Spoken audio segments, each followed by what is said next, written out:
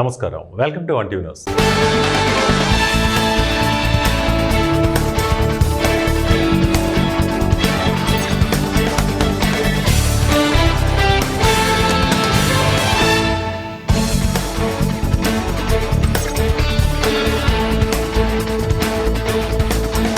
శ్రీకాకుళం జిల్లా కాశీబుగ్గ వెంకటేశ్వర స్వామి ఆలయంలో జరిగిన తొక్కిసలాటలో 9 మంది భక్తులు మృతి చెందిన సంఘటన దారుణమని వారి కుటుంబ సభ్యులకు విజయనగరం ఎమ్మెల్యే పూసపాటి అతిథి విజయలక్ష్మి గజపతిరాజు తన ప్రగాఢ సంతాపం తెలియజేశారు.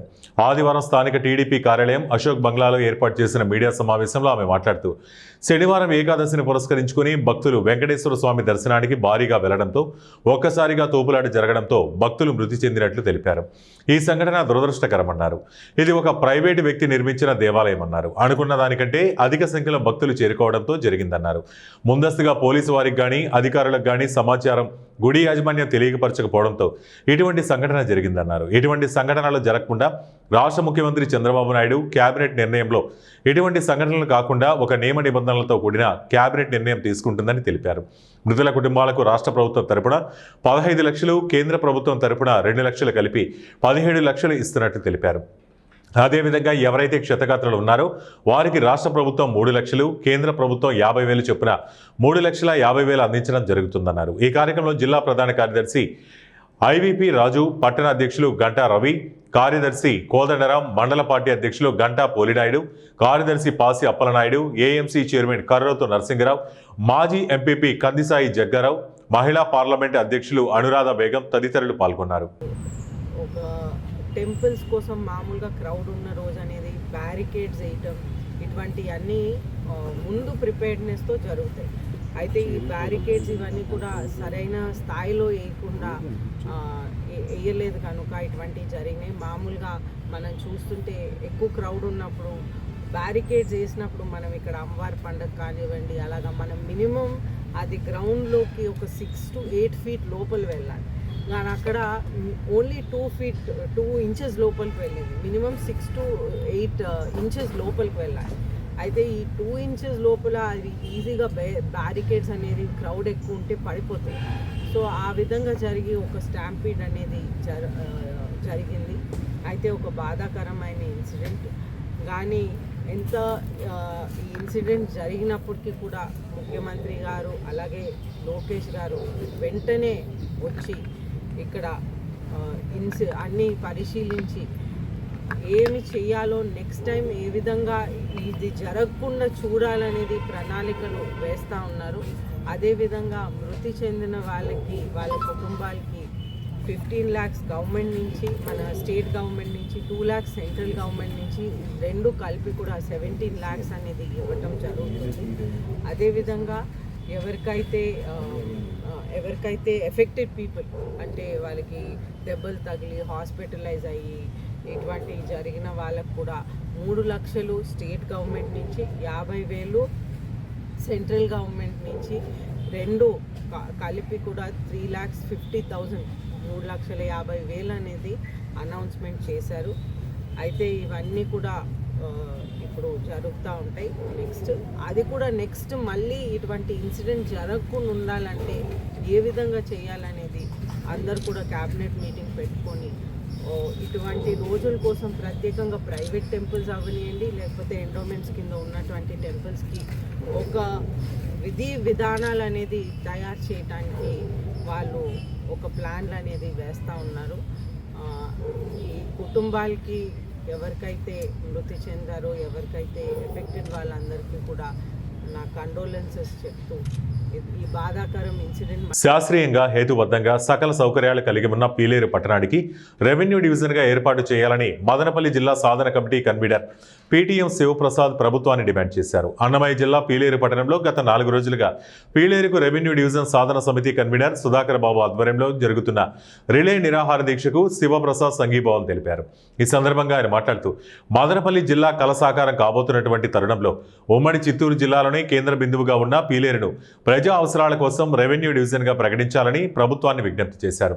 గత ప్రభుత్వంలో ప్రజల రైతుల కనీస అవసరాలు మరిచిన వైసీపీ ప్రభుత్వానికి కళ్లు తెరిపిస్తూ మదనపల్లి జిల్లా కోసం పీలేరు శాసనసభ్యులు నల్లారి కిషోర్ కుమార్ రెడ్డి అనేక ఉద్యమాలకు ఊపిరిపోస్తూ పోరాటాలు చేశారని గుర్తు చేశారు. మదనపల్లి జిల్లాగా కూటమి ప్రభుత్వం ప్రకటిస్తూ పీలేరు రెవెన్యూ డివిజన్గా ఏర్పాటు చేస్తే ఆ ఘనత శాసనసభ్యులు నల్లారి కిషోర్ కుమార్ రెడ్డికే దక్కుతుందన్నారు. అదే నివేదికలో పీలేరును కూడా రెవెన్యూ డివిజన్గా చేసే ఒక ప్రతిపాదనను ప్రభుత్వం ముందు మంత్రివర్గ ఉపసంఘం ఉంచింది. అందులో ఒక చిన్న సందేహాన్ని కలిగించింది. పీలేరు కానీ పుంగునూరు కానీ ఈ రెండిట్లో ఏదన్నా ఒకటి రెవెన్యూ డివిజన్గా ఏర్పాటు చేస్తామని ఉపసంఘం నివేదికల్లో సమర్పించడం జరిగింది. అయితే మేము స్పష్టంగా అడుగుతూ ఉన్నాం ప్రభుత్వాన్ని, పీలేరు అనేది చాలా ప్రజలకి అవసరమైనటువంటి ఒక కేంద్రం ఇది. ఎందుకంటే చుట్టుపక్కల చాలా ప్రాంతాలు పీలేరుకు సమీపంలో ఉండి పీలేరు మీద ఆధారపడి ఉన్నటువంటి ప్రాంతాలు ఎక్కువగా ఉన్నాయి.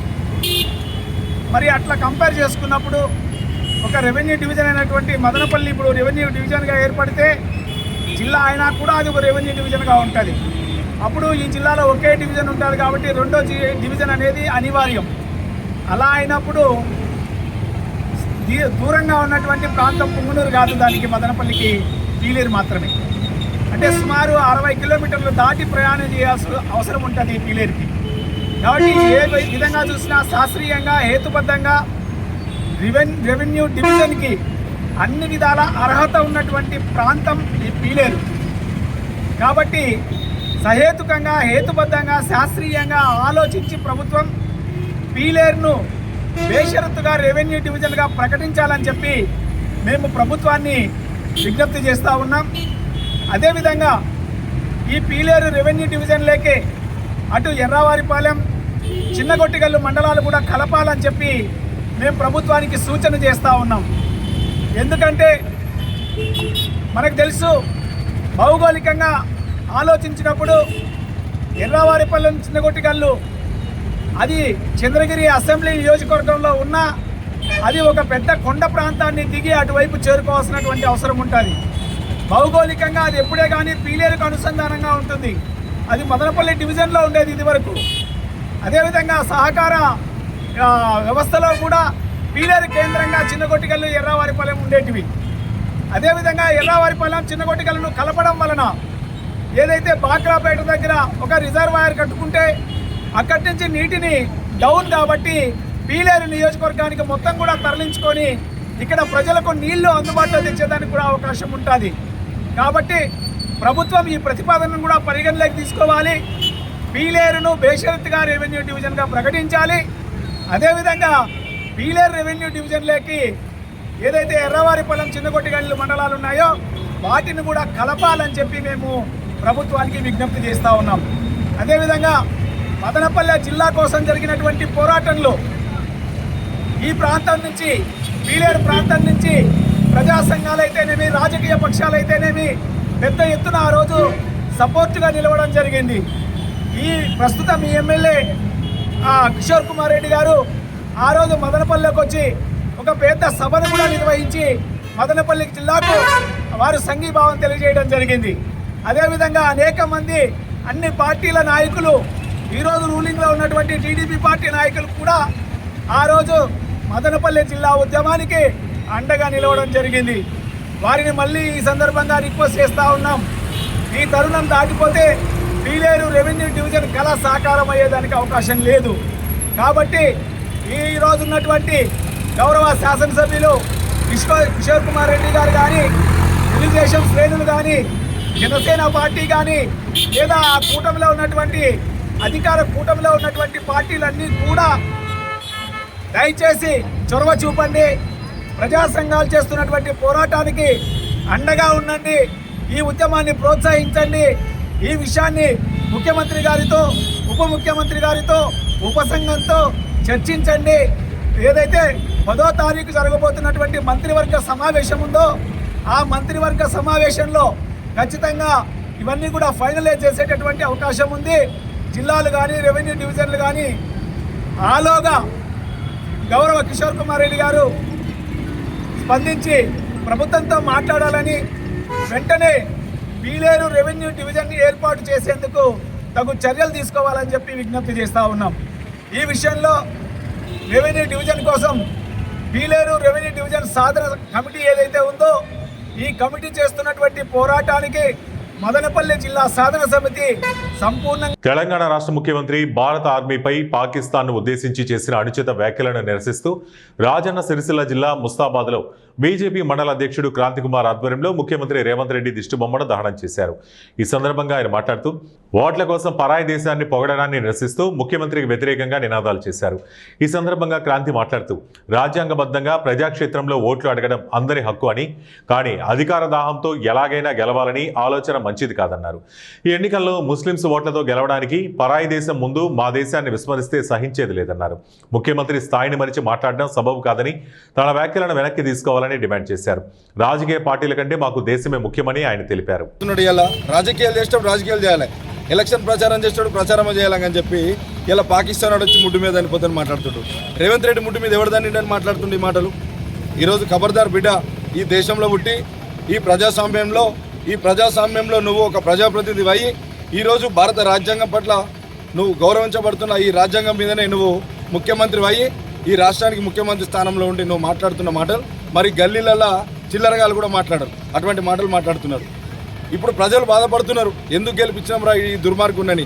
అప్పుడు బీఆర్ఎస్ మీద కోపంతో గెలిపించారు, కానీ ఈ రెండు పార్టీలకు కూడా నియత లేదు, బరకత్ లేదని చెప్పి మాట్లాడుతున్నారు.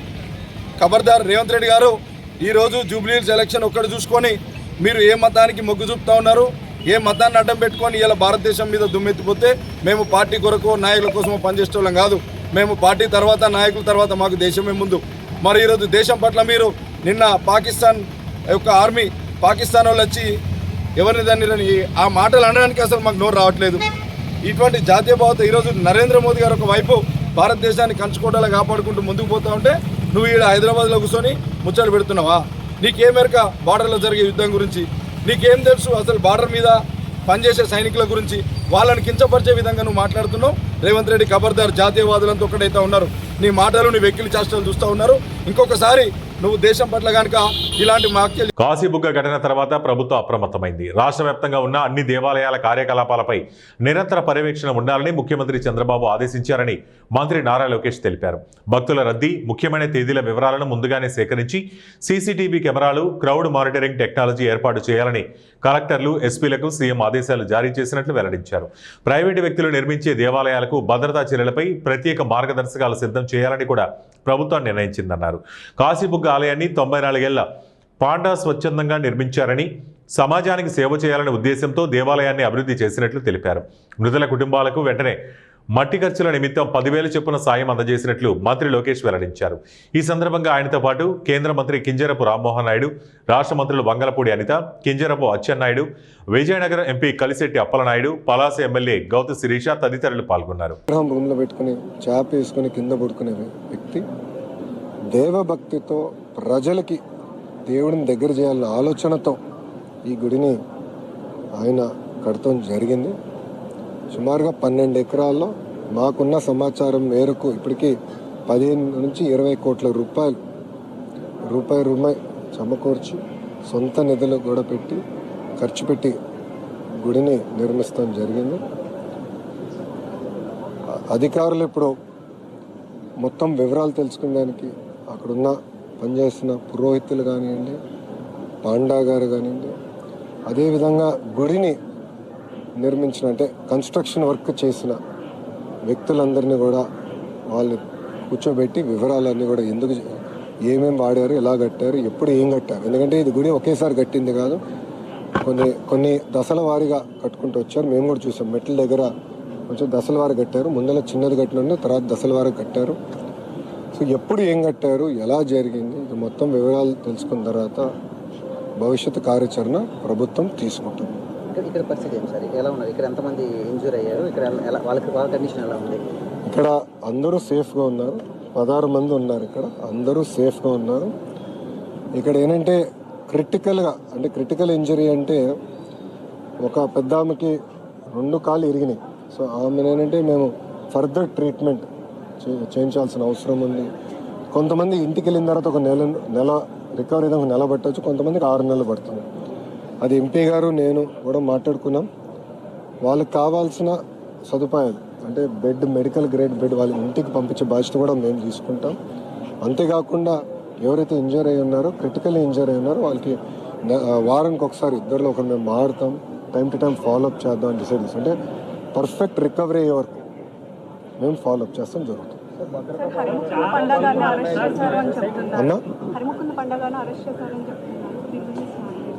మేము ఇన్వెస్టిగేట్ ఇప్పుడు ఇంత 9 మంది చనిపోయినప్పుడు గుడిని కట్టిన వారు, గుడిని మేనేజ్ చేస్తున్న వారు అందరినీ కూడా మేము విచారిస్తాం.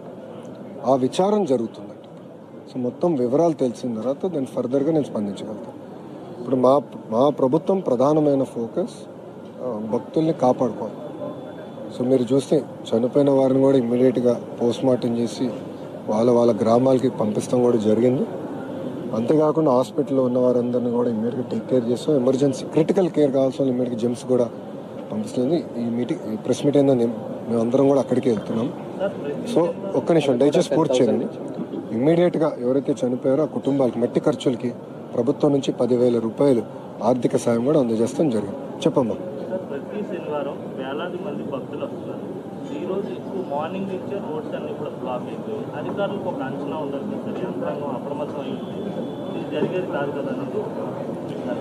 అమ్మ మీరు చూస్తే చాలామంది మొదటిసారి వచ్చినవారు, గతంలో ఒకరు వస్తే ఈసారి 10 మంది వచ్చారు.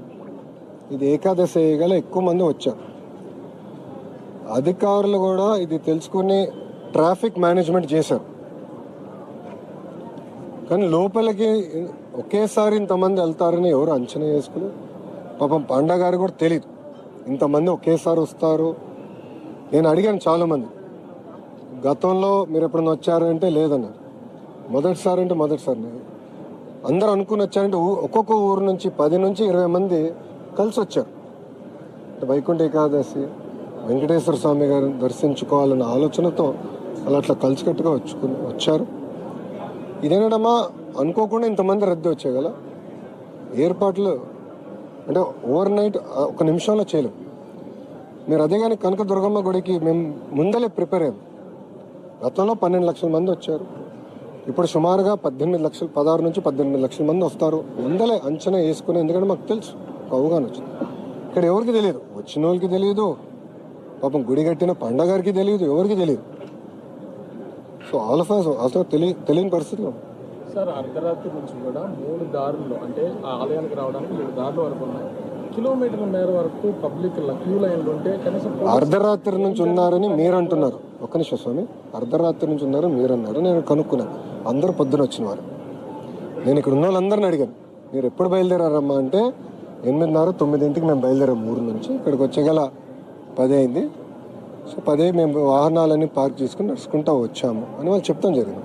వాళ్ళే స్వయంగా చెప్పారు. నేను అందరిని అడిగాను, 16 మందిని నేను ఇక్కడ అడిగానమ్మా. ప్రమాదం జరిగిన వాళ్ళ గురించి కాదు సార్, తెల్లవారుజాము నుంచి కూడా దర్శనాలు జరుగుతున్నాయి. అదేమ్మా మీరే వర్షన్ మార్చారు. I'm sorry to say. మీరేమన్నారు, నేను రాత్రి అన్నారు, పొద్దున ఇప్పుడేమో తెల్లవారుజామున అంటున్నారు. ఒక్క నిమిషం స్వామి, 6ంటికి గుడి తెరుస్తారని చెప్పారు కదా. బోర్డులు మీరు చదివారమ్మా? బోర్డు మేము చదివానమ్మా. 6 నుంచి 12 వరకు పొద్దున పూట దర్శనం ఉంటుంది. మళ్ళీ సాయంత్రం 4 నుంచి ఉంటుంది. 3 నుంచి అని నీట్గా రాస్తుంది బోర్డు పైన. సో రాస్తుంది. ఇక్కడ చాలా మంది మొదటిసారి వచ్చిన వారు ఉన్నారు. ఎవరు అంచనా వేసుకోలేకపోయారు. ఒక్కొక్క ఊరు, ఒకే ఊరు నుంచి 100 మంది వస్తే అంచనా వేసుకోవచ్చు. ఒక్కొక్క ఊరు నుంచి 10 మంది, 6, 10 మంది వస్తే మాకు కూడా ఎడ తెలుస్తుంది. సో ఇది ఇంకోసారి జరగకుండా ఒక SOP అనేది ఏర్పాటు చేయాలి. అంటే ఎలాంటి సందేహం లేదు, ఇంక ఫుల్ స్టాప్ పెట్టాలి. ఒక SOP ఏర్పాటు చేయాలి. అన్ని గుడుల దగ్గర కెమెరాలు, CCTV కెమెరాలు పెట్టాలి. అది RTGSకి లింక్ చేయాలి. ఎక్కువ మంది వస్తుంటే అది మీరు తెలుసుకోవాల్సిన బాధ్యత కూడా ఉందని గౌరవ ముఖ్యమంత్రి గారు కూడా చెప్పారు. దానికి ఒక పక్కడబందైన SOP ఏర్పాటు చేసే బాధ్యత మేము తీసుకుంటాం. గుడి కెపాసిటీ ఎంత సార్? అప్పుడు ఇన్సిడెంట్ అయినప్పుడు ఎంతమంది ఉన్నారు సార్ అప్పుడు? అమ్మా ఇంకా అక్కడ CCTV ఫుటేజ్ కానీ కెమెరాలు కానీ ఏం లేవు. ఇన్సిడెంట్ అయిన తర్వాత మీకు ఎట్లయితే సెల్ ఫోన్ ఫుటేజ్ వచ్చిందో అలానే మాకు కూడా వచ్చింది. ఎందుకంటే గుడి చుట్టూ కానీ ఆ ప్రాంగణంలో CCTV లేదమ్మా. సో ఆ టైంలో ఎంతమంది ఉన్నారనేది ఎవరు సరిగ్గా చెప్పలేకపోతున్నారు. కానీ ఒకటేంటంటే గతంలో ఒకరు వస్తే ఈసారి 10 మంది వచ్చారు. నేను చెప్తాను కదా, ఇక్కడ వచ్చిన వాళ్ళే ఎవరైతే ఇప్పుడు అడ్మిట్ అయి ఉన్నారో వాళ్ళే చెప్పారు గతంలో ఒకరు వచ్చారు అని. అడిగా ఎలా ఉంది ఈసారి, ఎందుకు ఎంతమంది వచ్చారంటే గతంలో ఒకరు వచ్చారన్నా, ఈసారి 10 మంది వచ్చారని వాళ్ళే చెప్పారు. భార్య భర్తలు 2 ఉన్నారు. సో వాళ్ళే చెప్పారు. సో దాన్ని బట్టి ఎప్పుడు లేని విధంగా రద్దు అనేది జరిగింది. భద్రాద్రి కొత్తగూడెం జిల్లా అశ్వారావుపేటలో సెంట్రల్ లైటింగ్ సిస్టమ్ ఏర్పాట్లలో భాగంగా ప్రధాన రహదారులను కాంట్రాక్టర్లు అడ్డుదిడ్డంగా తవ్విపడేశారు. దీంతో రహదారి గుండా వాహనాలు వెళ్తే దుమ్ము ధూళితో వెనక నుండి వచ్చే వాహనదారులు తీవ్ర ఇబ్బందులు ఎదుర్కొంటున్నారు. అయితే కాంట్రాక్టర్ సెంట్రల్ లైటింగ్ పనులను త్వరితగతిన పూర్తి చేయకుండా నత్తనడకన నిర్మాణం చేపడుతున్నాడని, దీంతో మున్సిపల్ అధికారులకు తలనొప్పిగా మారింది. దుమ్ము ధూళి లేకుండా జనసేన పార్టీ నాయకులు ట్రాక్టర్ ద్వారా రహదారిపై నీటిని చల్లుతున్నారు. గత 6 నెలల క్రితం మంత్రి పొంగులేటి ఈ రహదారిని చూసి అధికారులను మందలించారు. డంపింగ్ యార్డ్ల కన్నా రహదారిని వెంటనే పూర్తి చేయాలని అధికారులను కాంట్రాక్టర్ను మందలించారు. ఎప్పటికైనా పాలకులు అధికారులు జోక్యం చేసుకుని నిర్మాణ పనులు పూర్తి చేసి ప్రజలకు ఇబ్బంది కలగకుండా చూడాలని ఆదేశించారు.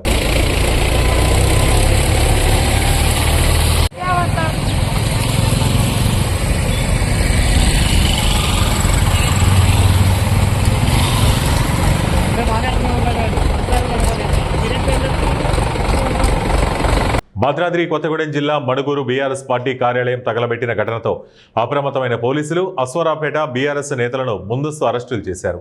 శాంతి భద్రతల దృష్ట్యా మణుగూరు వెళ్లడానికి అనుమతించడం లేదని పోలీసులు అన్నారు. పోలీసుల అదుపులో ఉన్న బీఆర్ఎస్ నేతలు అధికార కాంగ్రెస్ పార్టీని దుయ్యబడుతూ నిరసన చేపట్టారు. బీఆర్ఎస్ కార్యాలయంపై దాడిని తీవ్రంగా ఖండించిన ఆ పార్టీ నేతలు దాడి చేసిన వారిని తక్షణమే అరెస్టు చేయాలని డిమాండ్ చేశారు. అధికార కాంగ్రెస్ పార్టీకి ప్రజాక్షేత్రంలో ఖచ్చితంగా బుద్ధి చెబుతామన్నారు. అక్రమ కేసులు పెట్టడం లేదా పార్టీ కార్యాలయంపై దాడులు చేయడం వంటివి పిరికిపంద చర్యలని, వారికి భయపడేది లేదని, ఇప్పటికైనా తీరు మార్చుకోకుంటే పరిణామాలు తీవ్రంగా ఉంటాయని హెచ్చరించారు.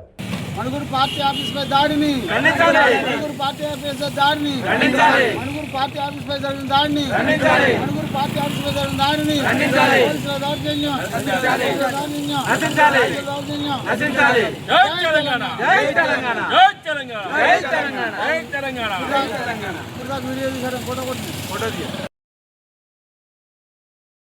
విద్యార్థులకు చదువుతో పాటు ఆటపాటలు, జ్ఞానాన్ని పెంపొందించుకోవడానికి గ్రంథాలయం ఎంతో అవసరమని, దాని ద్వారా విద్యార్థులు తమ విజ్ఞానాన్ని పెంపొందించుకోవాలని కర్నూలు 2వ APSP battalion commandant Deepika Patil తెలిపారు.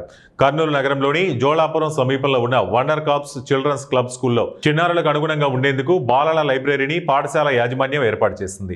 ముఖ్య అతిథిగా ఏపీఎస్పీ కమాండెంట్ దీపికా పాటిల్ హాజరై ప్రారంభించారు.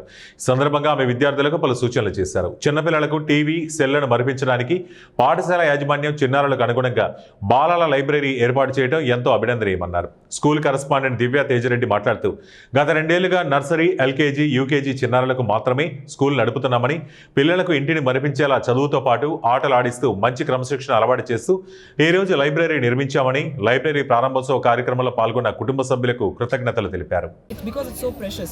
So, and how do we do that in a time where kids are being forced onto autism spectrum just because of the excessive screen time? So we request all the kids, all the parents to read them to sleep, spend as much time with them because it's a bonding time, whether you do gardening or you do storytelling. And so we are launching Wonder Cups libraries. Please do come visit us and let's not a day without a story. As Vincent van Gogh says, not a day without a line. Yes, not a day without a story. ఇవి ఇప్పటివరకు ఉన్న bulletin updates. మరిన్ని updates కోసం చూస్తూనే ఉండండి 1TV news.